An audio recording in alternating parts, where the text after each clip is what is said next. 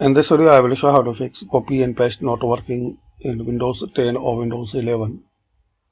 So type here cmd, right click on command prompt and run as administrator.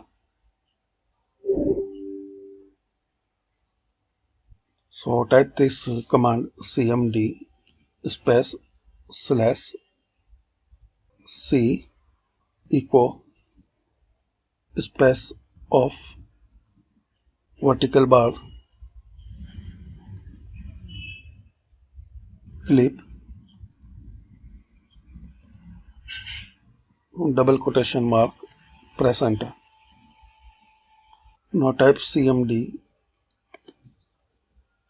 echo echo, press enter.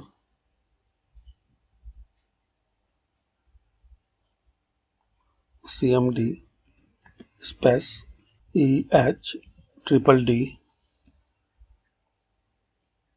and H and press enter. Now exit and restart your PC. Hopefully this method will work and it will fix copy paste error. Thanks for watching.